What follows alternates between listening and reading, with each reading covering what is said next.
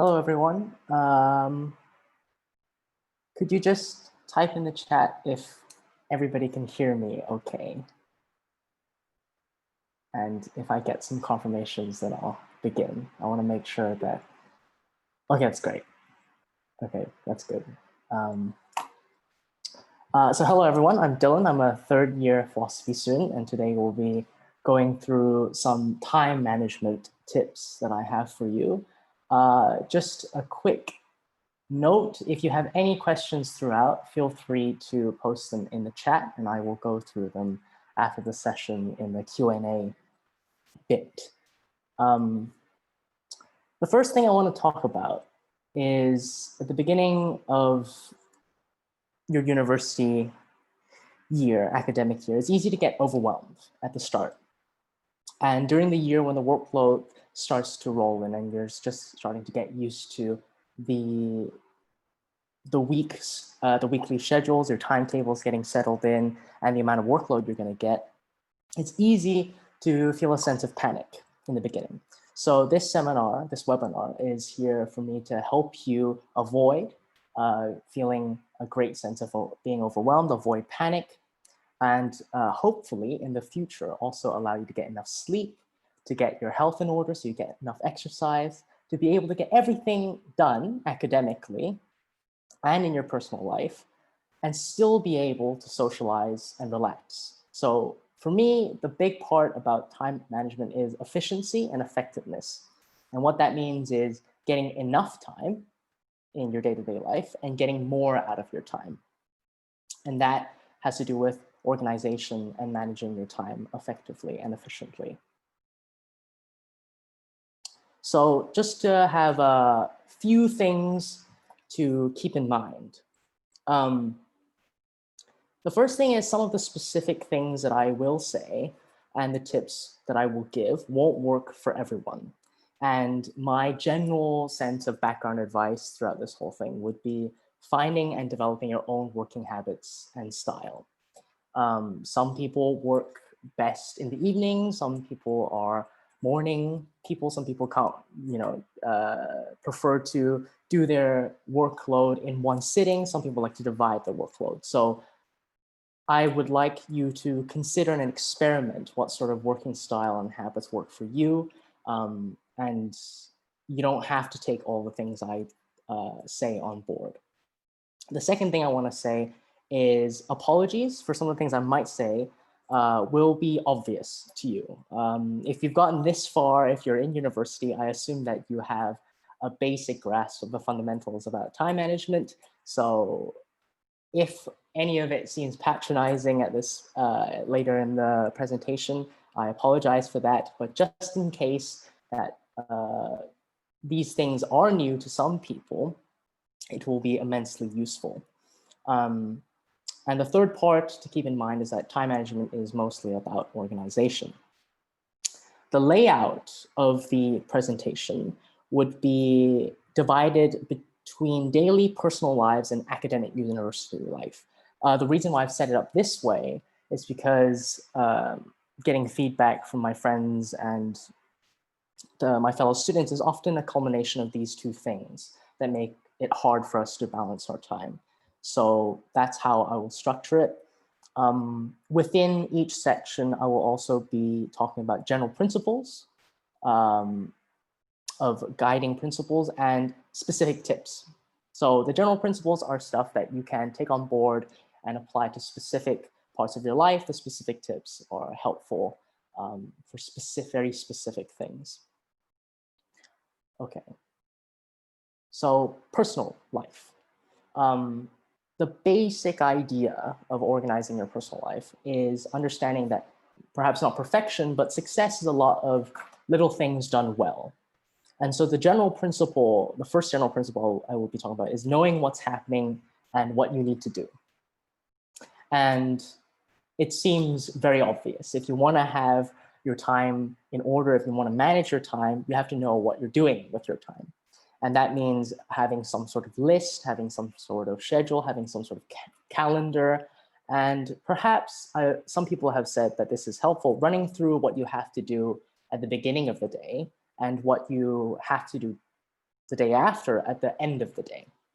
So having a little self-briefing, if you will, at the beginning of the day, just to see, okay, I've got to get these things done today. I've got to see these people. I've got to go to these lectures. And at the end of the day, just recapping, okay, I have these things planned for tomorrow. Knowing what's happening is going to be immensely helpful for obvious reasons. Secondly, you might want to use some apps to support you. And I have a list of all of the applications that you may decide to use at the end of the presentation for the resources. However, I would say personally, I use as few apps as possible. And the reason for that is getting used to organizing things in your head without having to rely on too many external applications. And the reason for that is because applications sometimes fail, and sometimes they fail to notify you. Sometimes it's best to rely on yourself instead of relying on something else. But when it does get hectic, please don't hesitate to use an application or just have a simple list or just have a calendar notification. The third thing is actually finding out what in your personal life are the things that you need to achieve. So some people don't forget that certain chores that you have to get through. Some people put off washing the dishes or cleaning certain things, changing the bed sheets. This might not apply to you. I understand that some of you might be studying online from home. However, just knowing the sort of things that you need to get done is a very good idea. Also, making time for socials, I would say, is crucial to getting a good work-life balance. The second general principle would be stability, habits, and getting comfortable. Starting university, especially in your personal life, stability means knowing where things are. So now that you know what things are happening, what you have to do, starting to get a grip of where things are, for instance, your shops, or when in the future we go back to, hopefully, to in-person learning in lecture halls and so on, knowing where they are, how long it takes to get there, depending on different types of transportation that you may be taking. Developing habits means that you start to have once you have a good grip of where things are, you start to go to the very same places to get your shopping, for instance, or to get your food. And finally, getting comfortable, I would say, the best way to get comfortable with your time is being punctual as well. I realize that might not be a habit or a lifestyle choice for some of you, but I do recommend that being punctual, being at the place and at the time that you said that you're going to be, is obviously going to save your time. Obviously, it's going to make you get more out of your time if you're punctual. The third general principle is, I would say, lifestyle. And that means developing your habits and your stability into things that make an impact on your life, on your health. So getting a rough sleep schedule for the day, sleeping at a certain time, making sure that you stick to it, helps with your focus, helps with your health, and helps with your work as well as your personal life. The second thing is to make time for a little bit of exercise, just to go for a walk. People tend to, in their studies, just sit there for 3 and 4 hours, maybe in the library, maybe in front of your computer, and they don't move at all. And it doesn't take a doctor to tell you that that sort of lifestyle isn't going to help you very much in managing your time and your studies. The third is also developing some time or devoting some time to your diet as well, and just what you eat. I know some friends, when the exam season is on, when they have to get their assessments completed, they forget to eat and drink and sleep. And that's not going to help. You're not going to function optimally if you're surviving on a diet of crisps and energy drinks. And the fourth thing is making time to relax, to socialize, to spend time with yourself, to give yourself time to to rest, to take a break, either with a hobby or recreational activity, seeing friends, socializing. I think that's quite important. The next thing is academics, your academic life. And the first general principle for that is similar to knowing where your shops are and knowing what you need to do in your personal life, knowing what classes you have and what tasks, coursework, essays, readings you have to do. That is the most important thing. For obvious reasons. If you don't know what you're doing, if you don't know what readings are on, if you don't know what classes are on, and what time, what Zoom group that you're in, then obviously you're going to be overwhelmed and you're going to run out of time when it does come to having to find out these things. So the first thing is check your schedule, check your timetable, knowing what things are on. And you can access that through the UCL timetable. You can use UCL Go, or you can add it to your calendar. Any of these things, as long as you know, will work. The second thing, again, it's quite, it follows through from the general principles from specific tips from your personal life, being punctual to your Zoom calls, to your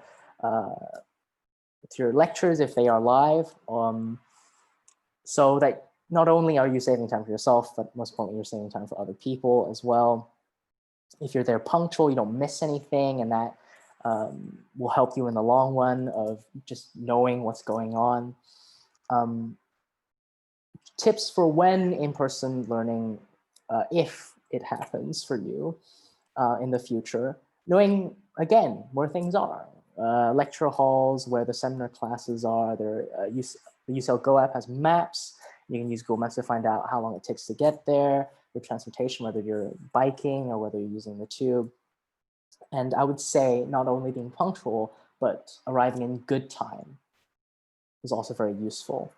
You want to give yourself time to kind of settle in, to take a sip of water, go to the bathroom, so that you're ready and you're focused to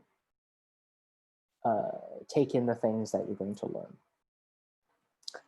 For online learning, I would say waking up in good time rather than arriving in good time, because I'm aware from some of my friends' testimonies that sometimes they wake up about 10, 15 minutes, maybe 5 minutes before their seminar, and then they have their camera on, they're brushing their teeth at the same time as listening to the class going on. Obviously, that is not going to allow you to engage as well as other people who are there in good time, who are sat and ready, who've got their computer set up, who've got their lighting set up, if that's important, having a good place in your home or elsewhere to conduct your studies.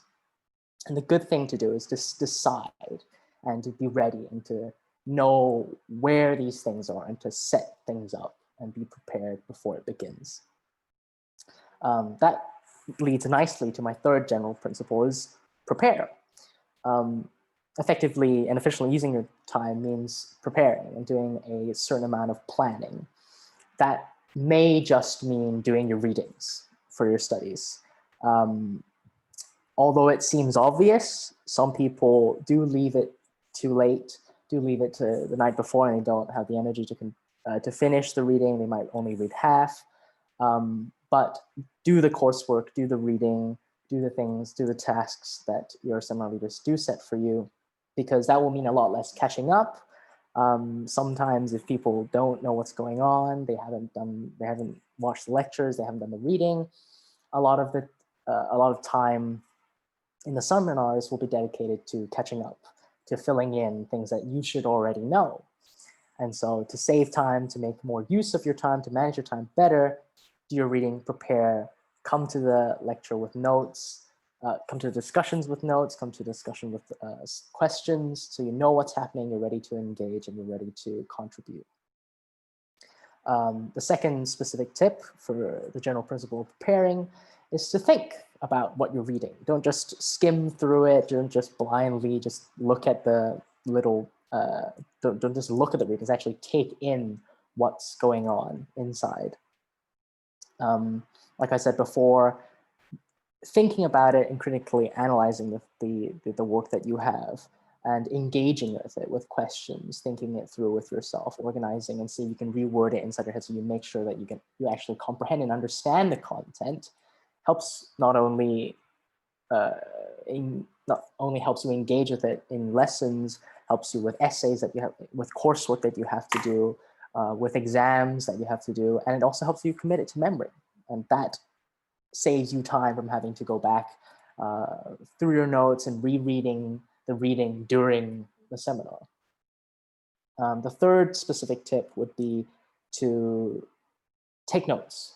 Always when you're reading, always when you're watching your lectures, always when you're in your seminars, whatever it is, take notes. And that might be a little thought that just come into your head during these things. You'll forget them, and when you want to recall upon it in your discussions, in your essays, it's going to be a lot harder if you haven't written it down. So that leads to developing a system for anything, whether it be taking your notes, having some sort of folder organization. Maybe some of you like to use Microsoft Word, maybe some of you like to use Google Docs, but have a consistent system. Don't save half the things elsewhere and save the other half on a different place. Or maybe you prefer, as I've heard many people recommend, writing it down using paper and pen, which helps with memory. Or having different physical folders and having different colors or label them, having different folders and labels for different courses that you may have. Whatever it is, have some sort of system. And that system should complement your working style.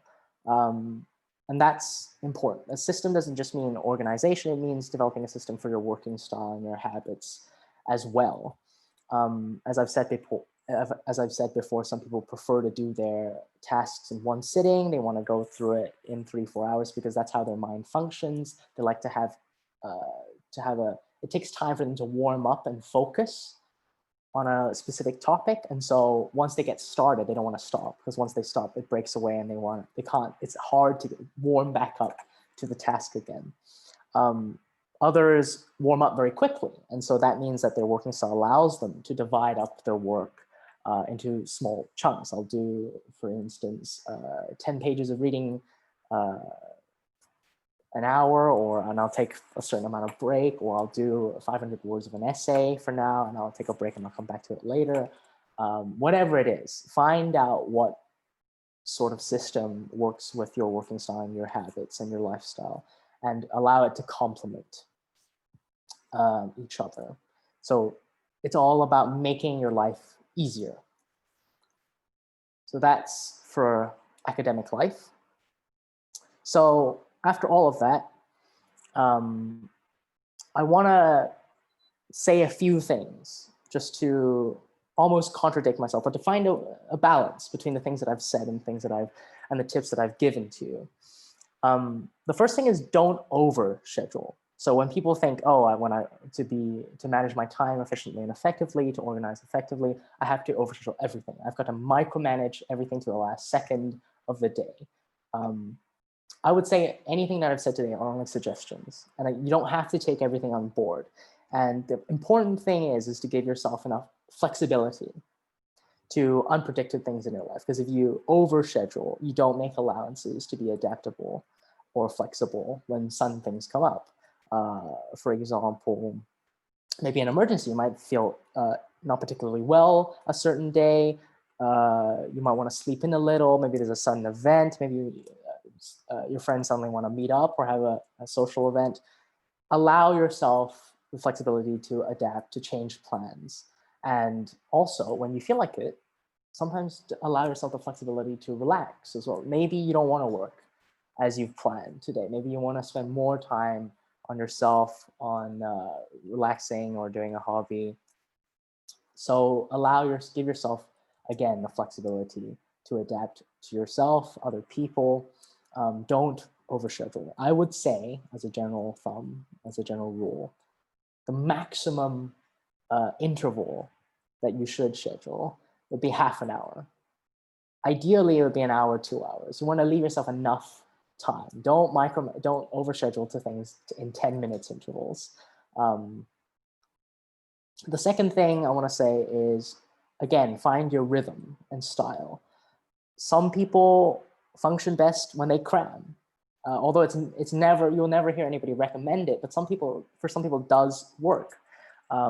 Maybe the night before, maybe 2 nights before a big examination or an essay, some people prefer to work everything into a short time space, giving themselves the amount of pressure to motivate them to focus. Some people are night owls, some people are morning people. So again, find and experiment with what works with how you function as a person and how you go about in your life, and make your schedule work with you, make your time management work with you. The third thing is have a certain level and an appropriate level of commitment. Again, this is a flexibility issue. Know what things that you know you have to stick to. Maybe exercise is a good one, sleep is a good one. Things to do with well-being, I recommend that you commit to. Or your tasks, your academic tasks, like your reading. These are good things to have a certain level of commitment and not change too much. Because again, you can be overly flexible and say, oh, I'll just do that in 10 minutes, I'll do that later, and you know how the procrastination goes. That being said, also knowing when to give yourself a break. It's about finding a balance. Maybe you are too tired to continue with this. Maybe it is a good idea to stop. And but I'll leave that to your judgment to find what is the correct balance. And the last thing I want to say is a schedule is only a guideline. Ultimately, it's your choice, and you shouldn't let your schedule, your plans dictate your life. You should let your life dictate your schedule. So when it comes to planning, don't feel like that, okay, I've settled this, I have to do this, and no matter what, I have to stick to a certain schedule. That is not the case. Your life comes first in any case.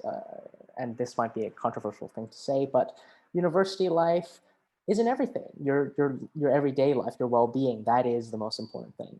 Everything else is a bonus upon that. So that's my presentation. I don't know if I've come in a bit early. I think that's about right. So here are some extra resources. I do recommend that you maybe take a photo or screenshot if you want to. And these are the resources, these are all the apps that I have, calendars, journals, different ways you could allow these apps and resources to assist you. And the next slide is some support. And that is not, these are not apps, these are YouTube videos. And so I find the Crash Course is a great playlist to do with study skills that I recommend. If that's something you feel like that would immensely help you, don't spend all of your time watching these videos, and I'll actually do and apply the skills that they give. The second video is about, I think it's a crash course on business, but it works just as well with academic as well, making time management work for you. The third is about taking it easy. Again, the whole point is that your life should take priority. So if you're interested, give it a watch. Please take a photo. And the last video is just some motivation. Does anybody have any questions for me or want me to go back to the other resource slides so that they could take a picture? Feel free to ask me any questions or any tips in general for university.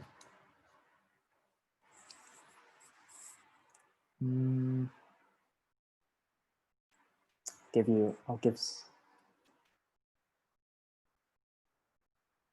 about Trello. That's a good question.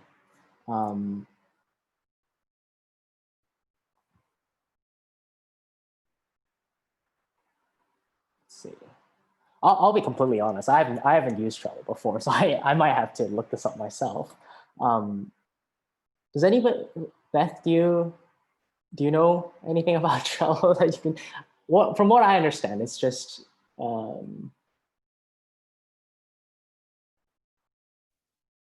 it should be the same as every other app.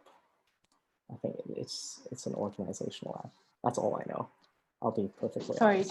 Yeah, it's like an interactive to-do list, I guess. So you can create boards, and then you can add your like to-do lists and checklists, and you can put deadlines on it, and you can set up different columns. So you can kind of have to do, doing, completed. So it's kind of like an overview of lots of your different like ongoing like deadlines and commitments, I guess. So it's quite interactive. I'd recommend it. Fantastic. Maybe I'll give it a go, because that sounds great. I have a question. How do you take quality notes when lecturers speak so fast? I try to take word for word notes sometimes, and I find it's incredibly tiring and time consuming. So two things about that. One, I find it easier to know what's going to happen in the lecture first. So that includes during the reading, knowing roughly the general outline of what's going to happen, which is what the reading is for. That helps you pick up certain keywords throughout the lecture, makes it easier for you to absorb the content. And when you're taking notes, you know what are the highlights or the most important bits that you should take away from a lecture. On the point about taking word for word notes, I would say that I don't recommend taking word for word notes. I know that some people do that, but I believe that note taking is about taking a highlight, taking the most important things from a lecture. And if you go ahead with word for word notes, one, you have the problem of not being able to catch up because you're desperately writing or typing and following up with every single word the lecturer is saying. And two, it doesn't help with organizing the core content of what you should be understanding from a lecture. So for me, just to recap, to answer your question properly, the way to taking quality notes is being prepared to do your reading beforehand. And two, don't feel like you have to write word for word. Listen carefully first. It's okay if you don't manage to take down everything in a lecture. I know some of them are recorded, but even if it's not, it's good to be there and listen first and try and absorb the material and comprehend it and go through your mind with it. And your brain and your mind should do the note taking for you. If you miss out anything, obviously it's a good idea if you have the time to note it down. How to know if I'm a morning person or night person? That's a good question. I'm going to suggest that by this point, maybe you're really, really healthy and you're unlike myself and my friends and my fellow students. Every one of us have had to wake up early in the morning. Every one of us had to have a late night. So from that personal experience alone, we can tell how well we function at those times of days. I'm a morning person. I function best waking up at 7, 8 in the morning. Some people function best and they focus best at night. If you haven't had those experiences yet, I know it might be controversial to recommend a late night, but if you find that you're very tired in the morning, maybe give it a go. But the important thing is getting enough sleep as well. Make sure you get enough sleep, your 6 to 8 hours, but still making adjustments and making allowances for your best working hour of the day. The second question, what's your most productive time of the day? So for me, it's a weird, it's almost both. I find I'm very productive in the mornings, but I guess I get the most done around 8 to 10.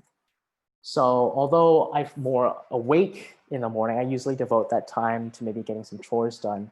or some exercise. And the reason for this is because I'm physically awake, but mentally I'm still warming up.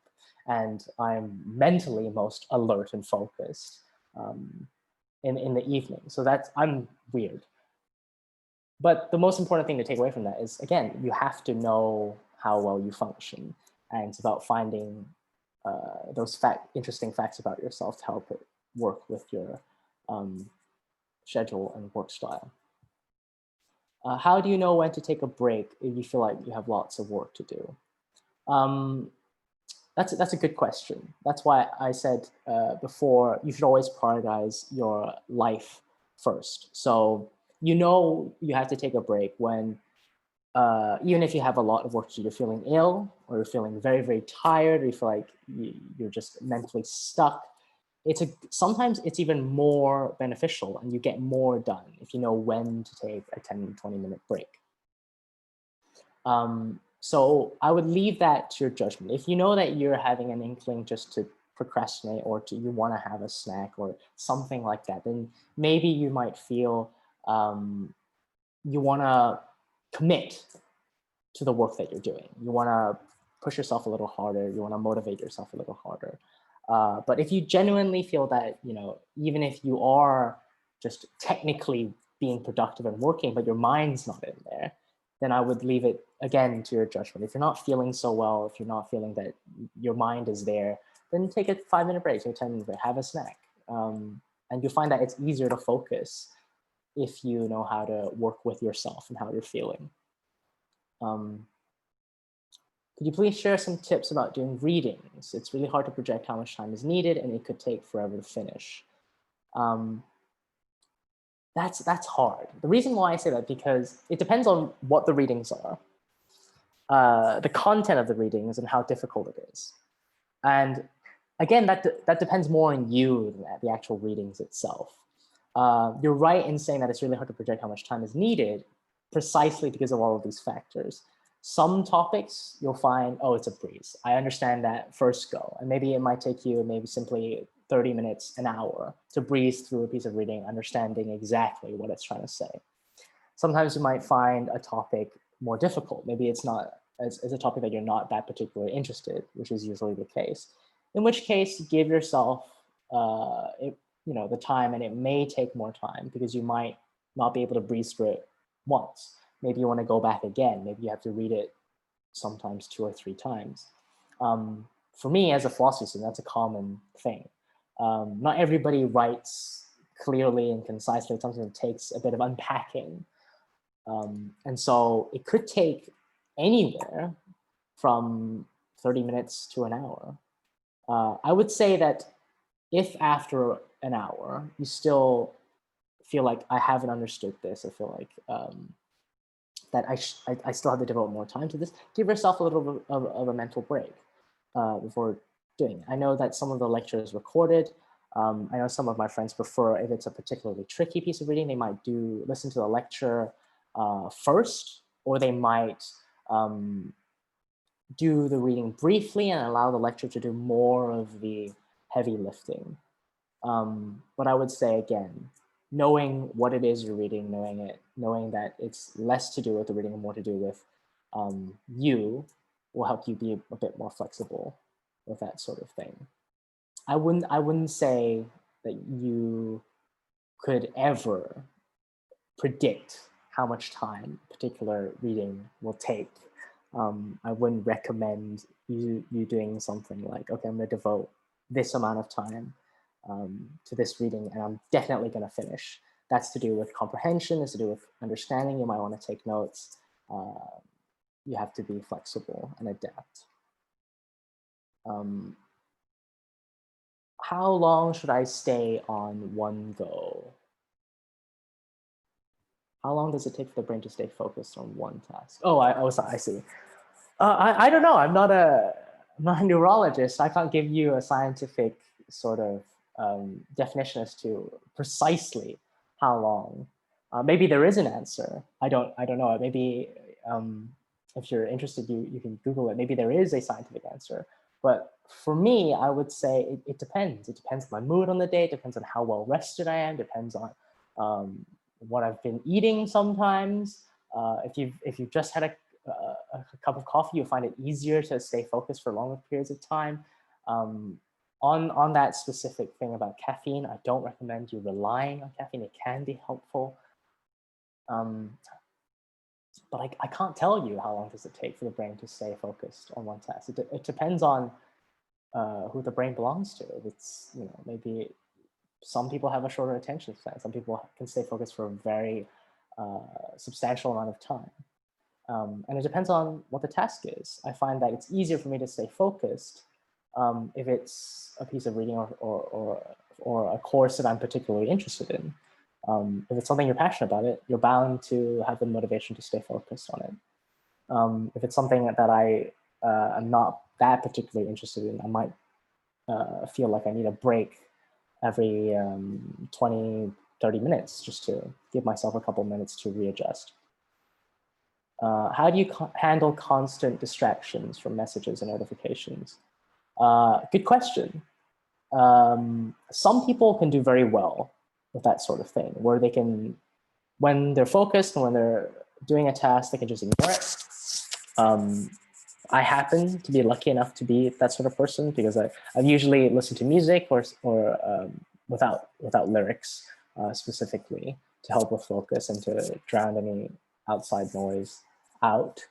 But the easiest answer to that is to turn them off. Is if you're devoting a certain amount of time to your essays, for instance, or readings, right? Turn it off for like a couple of hours. I don't, unless there's like an emergency, and you know that you're expecting some sort of notification, then I would say that you don't have to be constantly on the call. You can take 30 minutes, an hour, 2 hours away from messages and notifications, just close the website, and it could be Facebook, or just turn off notifications for a while. Do you have any tips for juggling essay deadlines? For juggling them? Well, most essays are usually due the first week of the following term. And they're usually due around the same time. And a good way for not having all of the conjoining deadlines overwhelm you is to give yourself a substantial amount of time to do them beforehand. So for instance, some general preparation tips is to always do a formative essay, for instance. That allows you to get a substantial part of your essay done before you start on your final essay. Usually you're doing a similar topic for both. It allows you to get some feedback so you know what you have to work on. So that's the prep. When it comes to actually doing the essay, allocate your time. So personally, I like to do one essay at a time because I want to focus on a specific topic. So I don't want to have to think about one certain thing and then have to switch to another thing and have to switch back. And the only way that would work for me is that if I devote a substantial amount of time and to do it way before, to start early and to continuously work at it and proofread throughout the holidays. If you know how to split up your workload and the amount of time dedicated to them, that should be quite easy without having to be overwhelmed and panicking about essay deadlines. But that's reliant on you for the most part. Sometimes that's not the case. Sometimes it is a personal thing that comes up. Maybe it's a stress or a mental health issue, in which case you can always apply for extenuating circumstances. You can speak to the department, explain your situation, and they can give you a later deadline to work with. So that's also possible. But to kind of sum up, do them as early as possible. Once you know what the questions are, look through them, don't put them off. Try to start to think about the topic that you've chosen, to brainstorm some ideas. And you'll find that the essay process isn't actually that daunting. It doesn't actually take that long to do. I think the average amount of word limit, at least for me, is 2,500. And if you're continuously working, I would say that's about maybe 3 days of work, if you know what you're doing, if you have a basic idea, if you have a plan. And most of the time dedicated to essays is proofreading. Always proofread, reread your essay, make sure that things make sense, and that's how you go about being able to meet those deadlines without feeling that you have to cram or you have to sacrifice your sleep and so on.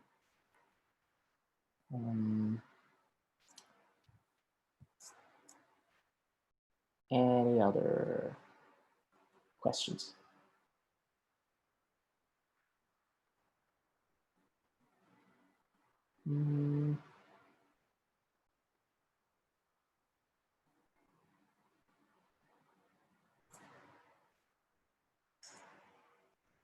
Some general, because I'm a transition mentor, and I help the first years in my department with the first few weeks. I think it's 10 weeks of their university life, and to get used to it. A general tip that I gave them for time management is, well,